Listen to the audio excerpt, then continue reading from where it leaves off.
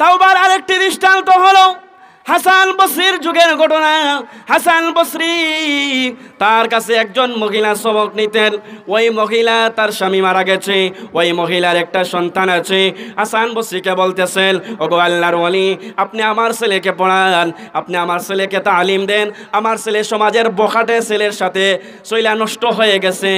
এবার মহিলা যখন হাসান বসরির কাছে তার ছেলে রেখে গেছে, হাসান বসরি অনেক মেহনত করেছেন, কিন্তু কোনো ফল হলো না, কোনো ফায়দা হচ্ছে না।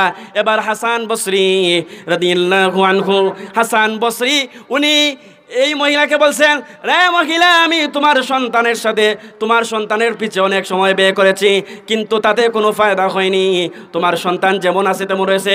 ওই সময় যদি আমি অন্য একটা ভালো কাজ করতাম, একটা মাসলা ইস্তেমবাদ করতে পারতাম, তাহলে জাতি আমার কাছ থেকে উপকৃত হতো। এবার মহিলার কাছ থেকে সন্তান চলে গেল, ওই সন্তান চলে গেল, আর সন্তান এমন অনুতপ্ত হয়েছে, ওগো আল্লাহ, হাসান বসরি আমাকে ফিরিয়ে দিয়েছে। এবার ওই মহিলার সন্তান তওবা করেছে। কেমন তওবা দেখেন, কবুল হয়ে গেছে আল্লাহর দরবারে।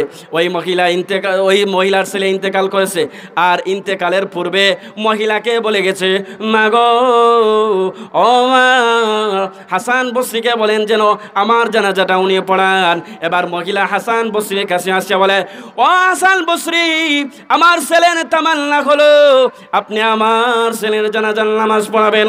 হাসান বসরি বলেন, না, এমন পাপী, এমন কুলাঙ্গার ছেলের জানাজার নামাজ আমি পড়াবো না। এবার হাসান বসরি যখন ঘুমের মধ্যে গেলেন, স্বপ্নে দেখেন, আল্লাহ তাআলা স্বপ্নে দেখাইলেন, ওরে হাসান, ওই ছেলের তওবা আল্লাহ কবুল করে নিয়েছেন, ওই ছেলের গুনাহ আল্লাহ মাফ করে দিয়েছেন, যাও তুমি তার জানাজার নামাজ পড়ানোর জন্য যাও। এবার হাসান বসরি ওই মহিলার ছেলের জানাজার জন্য পড়ানোর জন্য গেলেন। এবার মহিলা তখন বললেন, আপনি প্রথমে বললেন জানাজার নামাজ পড়াবেন না, এখন কেন বলছেন পড়াইবেন? এমনি মহিলার কাছে হাসান বসরি তখন ডাক দিয়া বলেন, মহিলা গো, তোমার ছেলের তওবা আল্লাহ এমন ভাবে কবুল করে নিয়েছে, আল্লাহ তাআলা আমাকে বলছেন তোমার ছেলের জানাজার নামাজ পড়ার জন্য, তোমার ছেলের তওবা আল্লাহর দরবারে কবুল হয়ে গেছে। সুবহানাল্লাহ। যত গুনাই হোক না কেন, আপনি যদি কাকুতি মিনতির সাথে আল্লাহর কাছে তওবা করতে পারেন, তাহলে অবশ্যই আল্লাহ গুনাহ মাফ করবেন।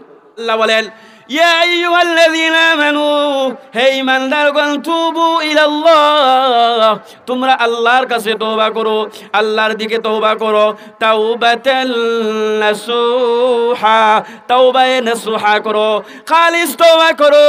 বান্দা, যদি তুমি খালিস তওবা করতে পারো, তাহলে তোমার প্রথম পুরস্কার, আসা রাব্বুকুম আইয়ুকাফিরা আনকুম সাইয়্যাতিকুম, আমি আল্লাহ তোমার গুনাহটাকে ক্ষমা করে দিব।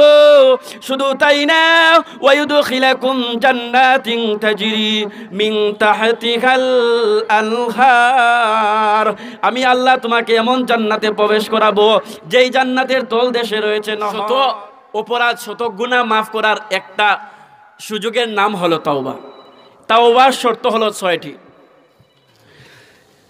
এক নম্বর হলো গুনাহ ছেড়ে দাও। অতীতের গুনাহ, আপনি গুনাহ করছেন, এই গুনার উপর আপনি লজ্জিত হবেন, অনুতপ্ত হবেন, ভবিষ্যতে আর গুনাহ করবেন না এর ওয়াদা করবেন। বান্দার হক নষ্ট করে থাকলে বান্দার হক আদায় করে দিবেন। গুনাহ ছেড়ে দিয়ে কোন কোন তাফসিরে বলেন যে গুনাহ মুক্ত জীবন করার নামই হলো তওবা। গুনাহ মুক্ত জীবন করতে হবে। গুনাহ হয়ে গেছে, সাথে সাথে 2 রাকাত নামাজ পড়েন, পড়ে আল্লাহর কাছে কাকুতি মিনতি করেন, আল্লাহ মাফ করে দিবেন। তওবা করতে হবে।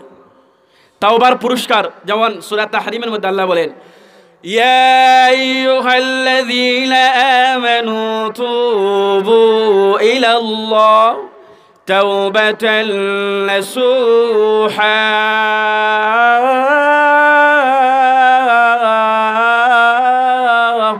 আল্লাহ বলেন, ইয়া আইয়ুহাল্লাযীনা আমানু, হে ঈমানদারগণ, তুবু ইলাল্লাহ, তোমরা আল্লাহর কাছে তওবা করো, আল্লাহর দিকে তওবা করো, তাওবাতান নাসুহা, তাওবায়ে নাসুহা করো, খালিস তওবা করো।